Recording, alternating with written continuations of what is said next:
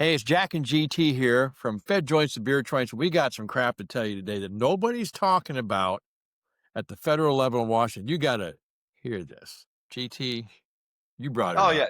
Yeah, this shit just pissed me off. This is some serious bullshit. This girl that is they were she was doing time with Ghislaine Maxwell over at the camp. And this girl she's a first time offender, stole money from her work, was doing a year.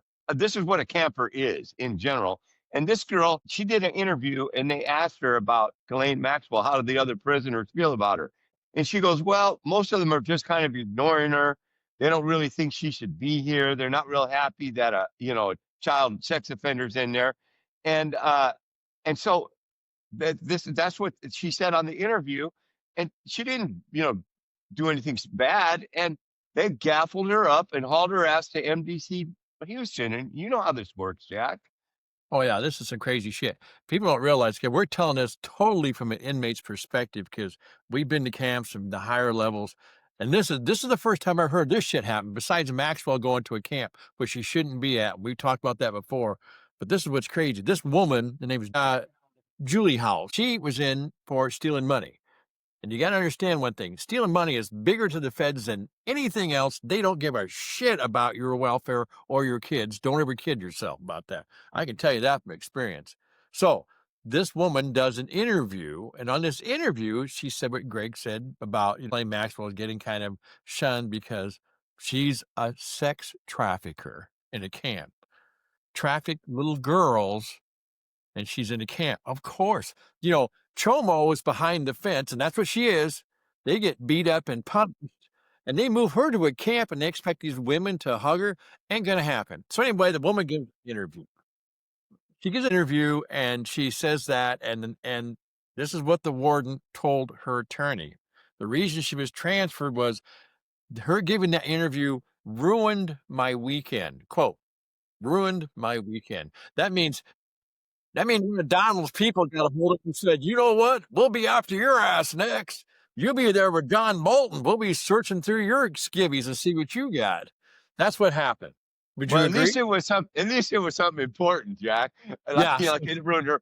You know what's funny too, and for you people that never been to prison, like getting transferred is kind of a traumatic thing, and especially for this girl because she was the first time she was a camper, she was a real camper, and she was probably never in lockup, Jack. They probably gave her bail and she self surrendered if she was doing a year, so she hasn't been in places like this, and to pull her out and to put her into a place like that, that's life changing. I mean, this Yeah. this woman was probably getting ready to go home before long. She's only doing a year, so that's a wino bid, and so her life's in turmoil over nothing.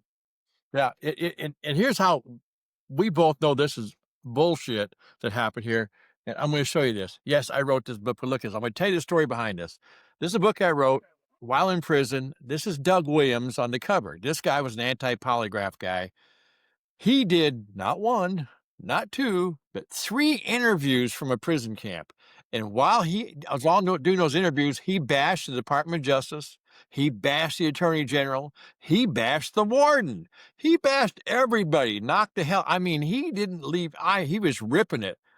And all they said to him was, you're kind of hard on us. They didn't move him. They didn't send him anywhere. We finished the book. It's available on Amazon, by the way. You know, it's I'm pitching too. But the truth is, nothing. And three interviews. And this girl does one and gets her ass shipped out. And GT's right about that.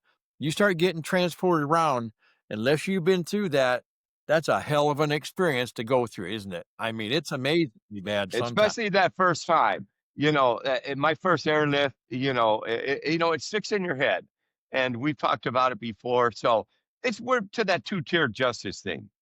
you know, this girl is like us. She's getting hosed, and Maxwell has friends in low places, Yeah. and so she's getting the sweetheart deal.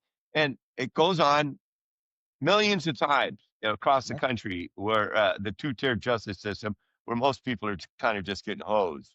Yeah, and the thing is, remember who's listening to this right now, you're with us. You're in that lower tier. You may never been to prison, but if they ever go after you, you ain't getting deals like Maxwell's getting. And I'm going to tell you a little more thing here. So I looked this up. I've never been to FDC Houston where they sent this girl, but they taken her from FPC Bryan in Texas, which is the camp. While she was there, she was participating in a popular puppy training program for service animals before her transfer. And they train service animals for like injured vets. Is that what it is? Or that they had that in Yeah, Florida. yeah, yeah, Yeah. Anyway, they take her out of this, and there's a 37-acre facility for them to walk around and stuff. And you might go, "Oh my God, that's horrible. They shouldn't have all that freedom." Well, they do. You can argue that shit all day you want to, but that's where they're at, okay? And they take her from that to a higher security facility for inmates awaiting trial. The population is considered violent and dangerous. This is off your description right here. I'm reading it. The situation there by a couple newspapers, what investigated said the situation where she is now, and this is before she was sent. They didn't go down and check her. They was described as grim. And at the camp, it's camp, and yeah. now it's grim. And you can sit there all day and say, well, and here's the thing is, I've got no sympathy for inmates being sent places generally. We've talked about that. They're talking about the Hispanics being sleeping on the floor. Christ, we've slept on the floor. We've done all that shit. But the problem with this is it's being favoritism to someone because they're worried about what she's got to say. She's got the leverage, and a lot of people are worried they're going to kiss her little ass, and that's what they're doing. You wouldn't get away with this unless you've seen somebody in Washington naked. Well, maybe you have. I don't know. A lot of people haven't. No, I mean, no, Jack, this is unheard of, for us, but not for her. And you're right, she's got to know something, and she got out of there fairly quick.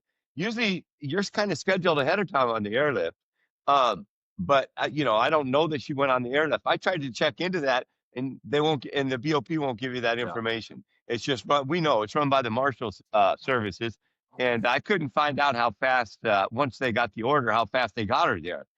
But because I got a chance, they got her on a different kind of flight, a better one, but can't prove it, so I can't say it. But yeah, this is it's just something. I felt bad for this woman, even though, like you say, hey, she did her crime, let her do her time, but don't do it, don't fuck her like that. Yeah. No, it's the woman supposedly stole $1 million. You know, she got a really short term sentence. Apparently, I should have seen her attorney instead of mine. But to sex trafficking compared to stealing money. Now, you might think the sex trafficker, like I said, that's a big deal. Not in the feds. You steal money, that's it. You can kill somebody, and I'm not kidding you. You can kill somebody and do less time. Oh my God, money is God to them, and that's how they treat it. Drugs are treated harder than crimes of violence. They are. Look at the people I saw with dinner. Shit, they weren't doing near the time that a lot of the drug guys were doing. This is crazy, but this is what we got now. This is how it is. It's beyond double tier. Just like there's not even a double tier. There's like a big gap in there. There's no tiers at all. Yeah, God forbid any of you have to go through it. Yeah, she went from puppies to real prison. Anyway, we want to hit on that. Now, we are going to talk about, and GT brought up a question or a statement a while ago about how did she get there? Did she go, on special transport? I don't know. We don't know that. I can guess all day. We're not going to guess shit here. But what we're going to do, we're going to do an episode about Con Air, the real Con Air, and our experiences on that. And then you kind of get the idea about the transport thing because, you're familiar with my Yeah, little experience on Jesus. you had more activity on yours, but I had a couple. Yeah, we'll have to do the next one on that again and explain Con Air. And I've been on it 6 times or so. So this isn't this. I'm no one time traveler on this. I've had a few go arounds. I've been dealing with the Fed since the '80s. Yeah, well, I'll put it this way, my experience was way different than the movie, but it was weirder than the movie, I'll tell you that shit. Uh, Anyway, GT, you got anything close down with you? What are you doing out there? I see you're at our Now, spot. the usual. Today I'm having a hazy, hard time hazy instead, and I'm at the Brew Crew in Riverside. If anybody gets down to Riverside, come by the Brew Crew and try one of our beers, please. Sure do it. Hey, subscribe. We're getting subscribers. We're getting some people watching. We appreciate it. We're going to be back next week about Con Air. So mash the subscribe button down. I always say that, but I don't know if that makes sense or not, but do it anyway. Anyway, we'll be back next week. We'll probably have a couple shorts in between and we'll talk more about this. Jack and GT here from Bed Joints to Beer Joints. See ya.